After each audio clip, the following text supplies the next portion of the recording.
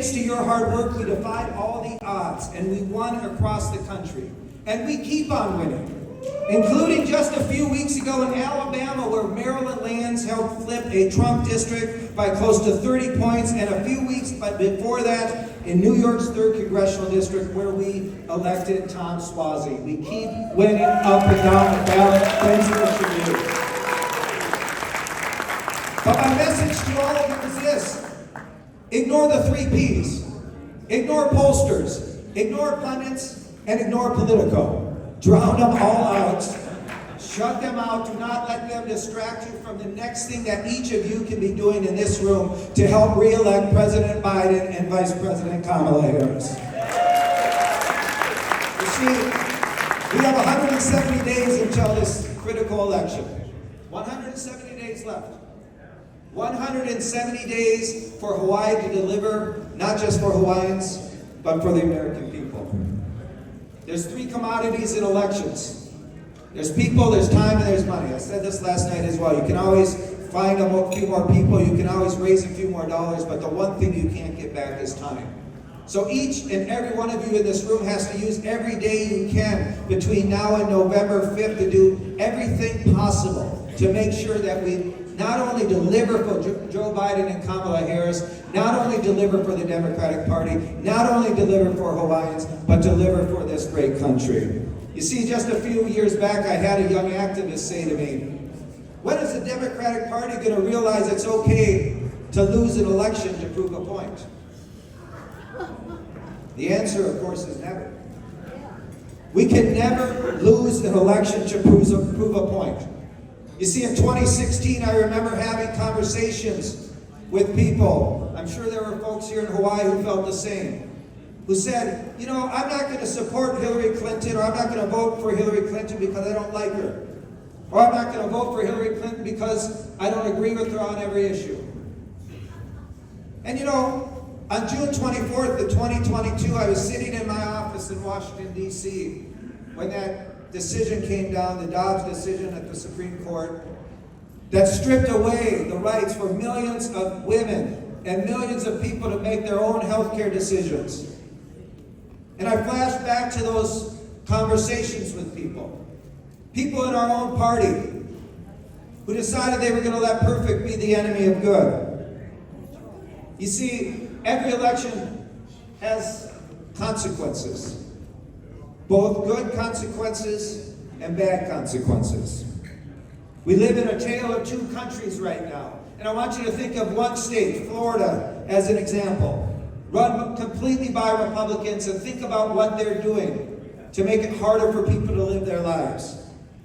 They passed a 6-week abortion ban, permitless carry. They're prohibiting diversity, equity, and inclusion trainings. They're trying to whitewash history by banning books.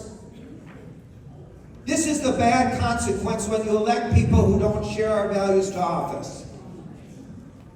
A great Minnesotan, and as a Minnesotan, I have to quote a good Minnesotan, Hubert Humphrey once said that the moral test of government is how government treats those in the dawn of life, our children, those in the twilight of life, our seniors, and those in the shadows of life, the sick, the disabled, the disadvantaged, and the marginalized.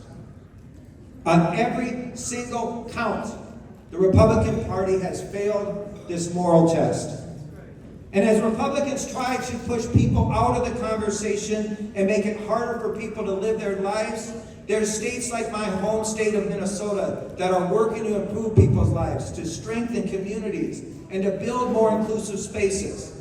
I want you to think about this. All with a 1-seat majority in our state legislature, we passed this last legislative session arguably the most progressive agenda in our nation's history. We codified abortion rights. We led on carbon-free by 2040, free school meals for all children. We restored the vote to billions. We passed paid family and medical leave, the largest in the nation, the largest child tax credit in the nation, cutting child poverty poverty by half.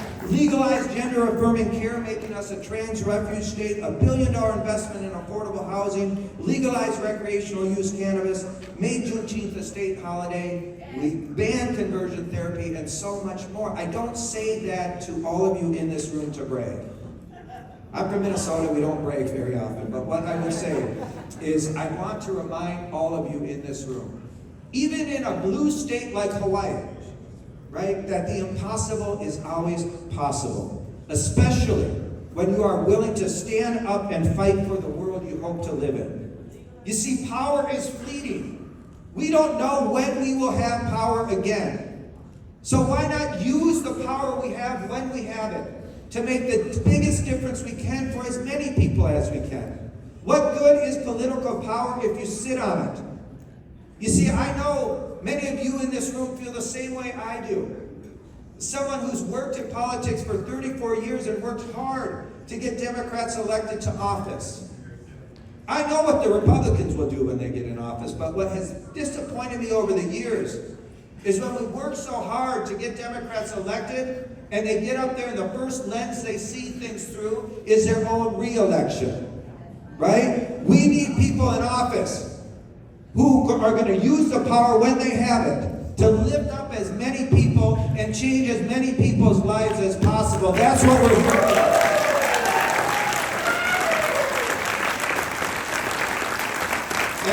And that's why I'm proud of Alex Ozawa back there, a 19-year-old who's stepping up and running for state representative right now against your House Minority Leader, Lauren Matsumoto. It takes people like Alex to make a difference.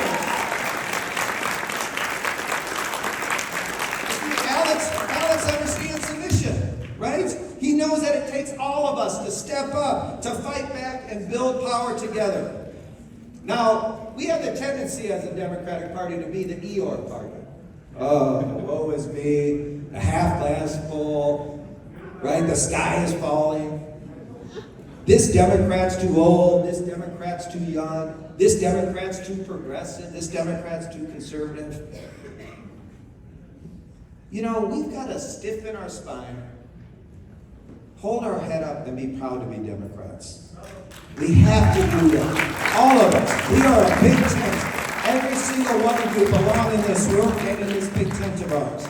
But when you begin to realize, as I have in my time in politics now, that elections are never really about our candidates, then the imperfections in our candidates seem pretty trivial, right? As Joe Biden says, don't compare him to the almighty, compare him to the alternative.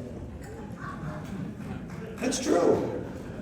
You see, we are fighting against something very serious here.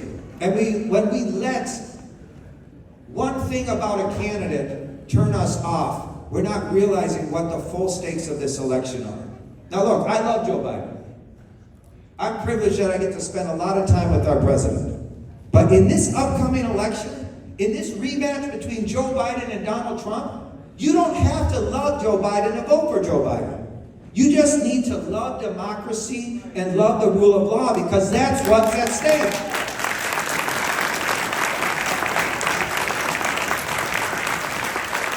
So we need to stop, as I say, and Bart's heard me say this before, we need to stop agonizing and we need to start evangelizing.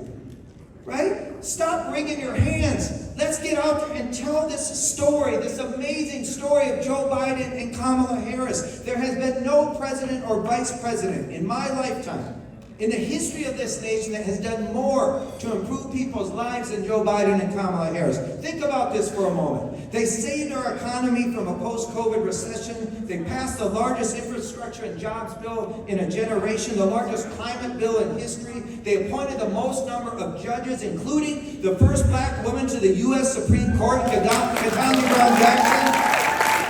They passed the most significant gun safety reform in decades. And they're making sure our veterans get the health care they need, and they're bringing manufacturing jobs back to this country. I could go on and on and on, and I know all of you could as well. So with the record to run on like that, I just don't get it. I just don't get it when people wring their hands about 2024, especially when you look at our Republican opponents. Chaos, dysfunction, division, and hate. This is your modern Republican Party coming apart at the seams. Their presidential frontrunner is a twice impeached, cartoonishly corrupt, law-breaking insurrectionist facing more indictments than I can count. From sexual assault, tax fraud, to election fraud, and inciting a riot which led to an insurrection. How could anyone in this nation want to turn this country back to a guy like that who has made it clear that he would be a dictator on day one? Now this may sound odd, but I think a second Trump term would be defined by big government. Because Trump and his lackeys want to lead a government so big that it can follow you and your loved ones everywhere you go. Trump and his allies want to follow you into your doctor's office, where they'll tell you and your doctor what treatments you can and can't receive. They want to tell you the kind of families you can and can't have, and even now, how you're even allowed to start one. They want to follow you into your home and into your bedroom and tell you who you're allowed to be and who you're allowed to love. They want to follow your children into their classrooms and ban books and whitewash history rather than trusting our kids to learn the facts. And instead of fighting for the soul of this nation, Trump and his allies will surrender it. And they'll give up on the values that we hold dear.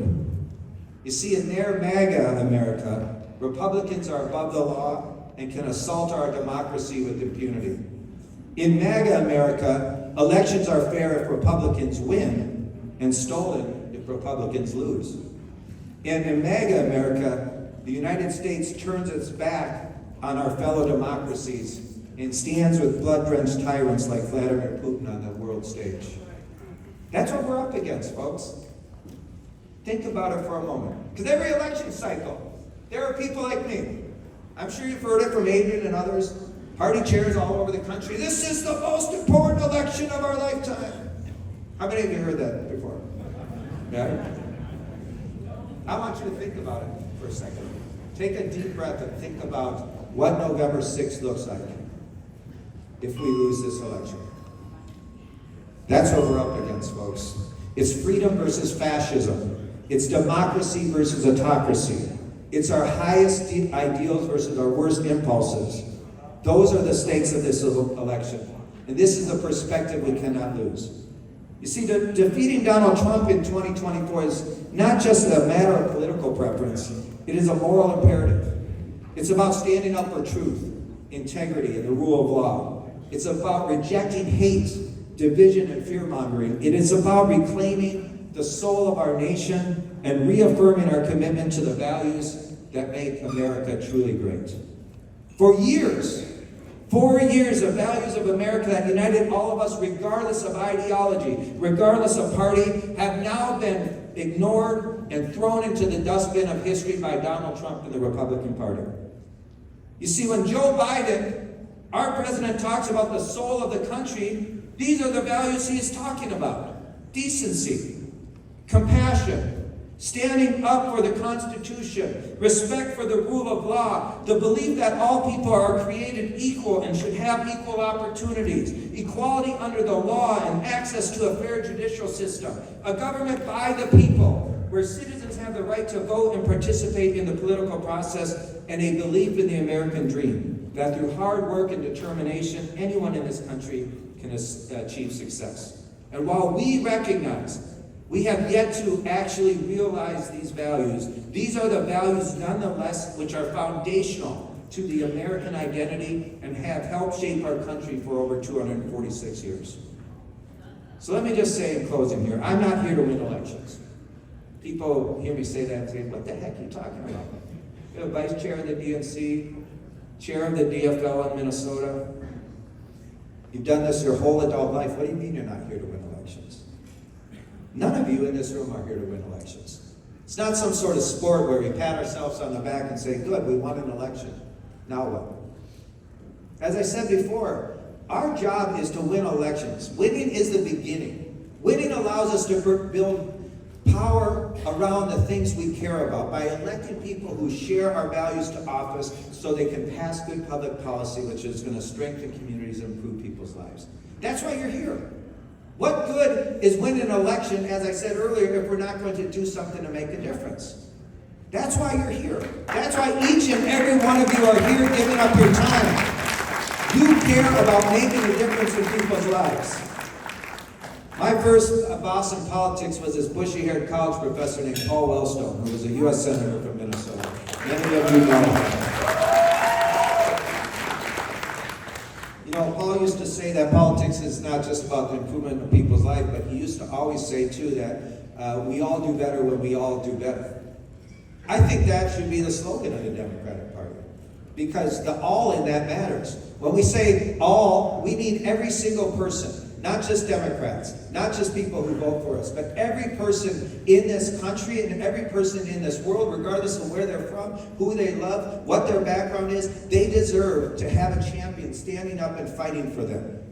That is the model of the Democratic Party. That's who we are. We believe that this country does better when everyone is included and not pushed out of the conversation. So let's stop agonizing and start organizing. Let's get out there and tell our story door to door, neighbor to neighbor, person to person. Make sure we're listening to people's hopes and aspirations. And at the end of the day, when we do that, we will win. And when we win, we will make a difference. But listen, we cannot let our inability, I should say, to do everything prevent us from doing something.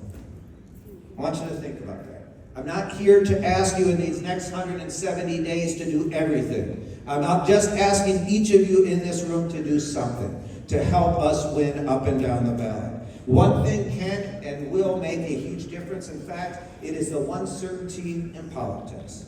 So I want you to turn your worry into work and your fear into fight. Again, I want you to turn your worry into work and your fear into fight. 170 days left. Let's keep fighting for an inclusive country that recognizes the dignity and worth of every person. Let's keep fighting for a country that affords opportunity to every person who works hard and believes in the beauty of their dreams. Let's keep fighting for a democracy that ensures more voices are participating and that all voices are represented. Let's keep fighting for a woman's right to choose, for our environment and planet, for immigration reform, for sensible gun reform, for public schools, for the right to organize and bargain collectively, for criminal justice reform, for fair taxation, for black and brown communities, for the LGBTQ community, for trans youth, for peace, for peace, for peace. And lastly, for a world that recognizes despite our differences, we are still all united by a common thread of humanity. Thank you so much, Hawaii Democrats. Keep on fighting. I appreciate it.